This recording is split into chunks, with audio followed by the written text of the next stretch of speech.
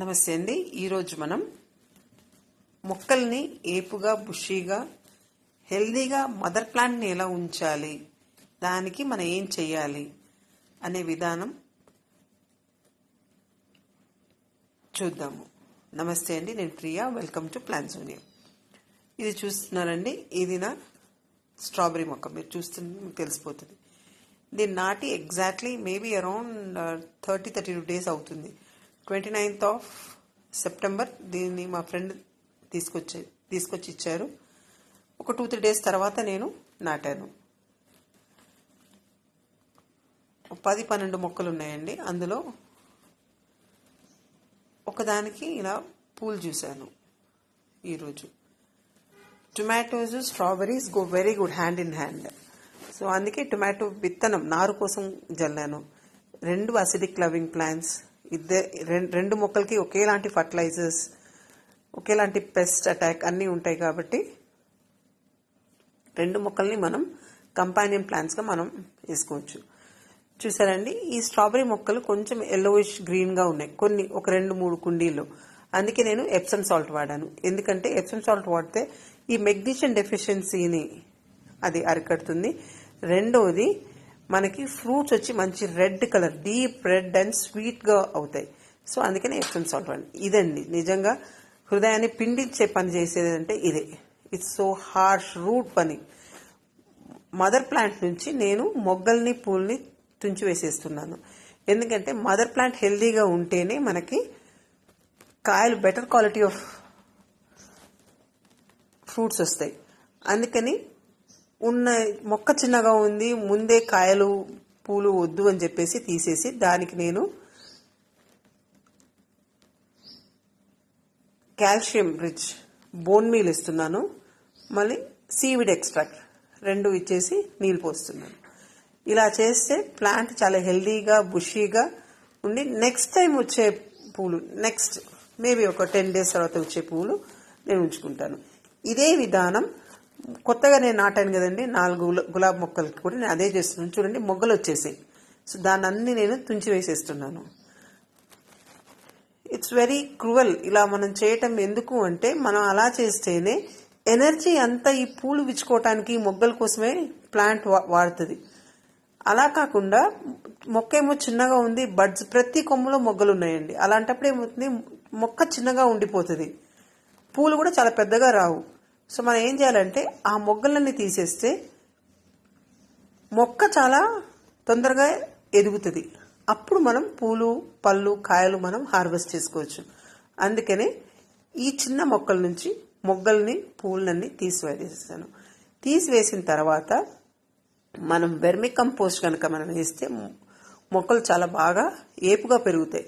ఇంతకుముందు వానపాములు హార్వెస్ట్ చేసి వర్మి కంపోస్ట్ ఎలా తయారు చేయాలి అని చెప్పేసి మనం ఒక బిన్లో పెట్టాం కదండి. అది ఎంతవరకు అయిందో మనం చూద్దాం. చూడండి, ఆల్మోస్ట్ ఒక 25 days అయ్యి ఉంటుంది అనుకుంటున్నాను. చూడండి, ఎక్కడ మనం గ్రీన్స్, బ్రౌన్స్, నీమ్ లీఫ్ కానీ కార్డ్బోర్డ్ పీసెస్ కానీ ఏమీ కనిపించట్లేదు. అంతా డికంపోస్ట్ అయిపోయింది. అంతా ఈ వానపాములు తినేసేయి. అసలు ఎక్కడ కనిపించలేదు. మనకు కనిపించేది అంతా ఒకటే అండి, ఎక్షెల్స్. అందుకే ఎక్షెల్ డికంపోజ్ అవడానికి చాలా టైం పడుతుంది. అందుకే మనం ఎప్పుడైనా ఒక బ్లెండర్లో కనుక మనం దాన్ని ఫైన్గా గ్రైండ్ చేసుకుంటే ఆల్వేస్ బెటర్.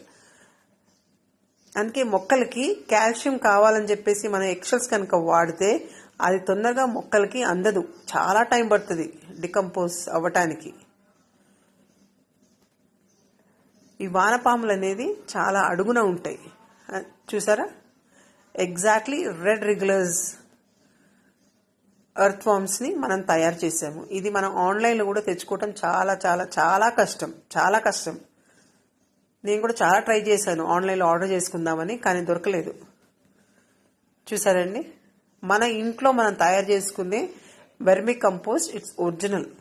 అది ఎప్పుడైనా సరే మనకి పనికొస్తుంది. ఫస్ట్ టైం చేయటం కొంచెం కష్టం, కానీ ఆ తర్వాత బికమ్స్ వెరీ ఈజీ. మనకు అలవాటైపోతుంది. మన మొక్కలకి ద బెస్ట్ ఫర్టిలైజర్ అండి ఇది. అందుకే ఎప్పుడైనా సరే మన ఇంట్లోనే మనం తయారు చేసుకోవాలి. వర్మి కంపోస్ట్ అంటే మీకు తెలుసు కదండి, వానపాముల విసర్జనాన్ని మనం వెర్మి కంపోస్ట్ అని మనం అంటాము. చూసారండి, వానపాములు మనం తీసే కొద్దీ అడుగు నుంచి మనకి కనిపిస్తున్నాయి. చాలా షై క్రీచర్స్ అండి.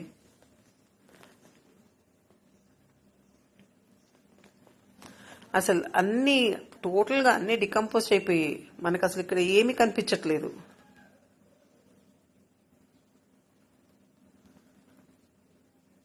మనం బనానా పీల్ చేసాము, బనానా చేసాము, అసలు ఏమీ లేవు.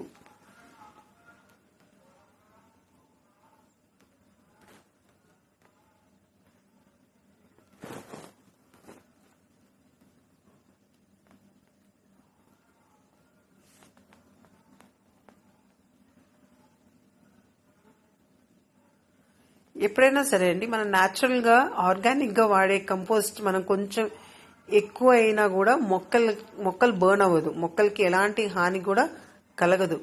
So it's always preferable to use only organic compost and fertilisers.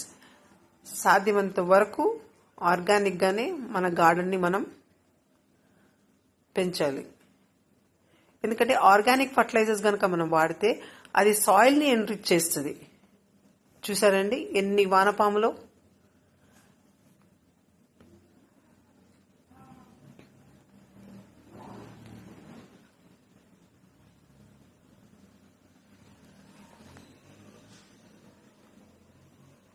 So మీరు కూడా చిన్నగా ఒక్కసారి స్టార్ట్ చేసి చూడండి, మీరు అసలు ఇంకా స్టాప్ చేయరు. ఇంకో 1 monthలో ఇది మొత్తంగా బ్లాక్ గోల్డ్ తయారైపోతుంది. మన టీ పౌడర్ ఎట్లా ఉంటుందండి, సేమ్ అలాగా అయిపోతుంది. మనకి ఎక్షల్స్ కూడా కనిపించకపోవచ్చు. సో వన్స్ ఇది ఫామ్ అయిన తర్వాత గులాబ్ మొక్కలకి, స్ట్రాబెర్రీస్కి ఇదే నేను వాడతానండి. సో మీకు అందరికీ ఈ వీడియో నచ్చిందని అనుకుంటున్నాను. నచ్చితే లైక్ చేయటం మర్చిపోవద్దు. కొత్తగా ఎవరైనా జాయిన్ అయితే ప్లీజ్ సబ్స్క్రైబ్ చేయండి. బెల్ ఐకాన్ కూడా క్లిక్ చేయండి నోటిఫికేషన్ కోసం. మన గార్డెన్ లవర్స్కి ఈ వీడియోని షేర్ చేయండి. ఏమైనా డౌట్స్ ఉంటే కామెంట్ సెషన్లో అడగండి.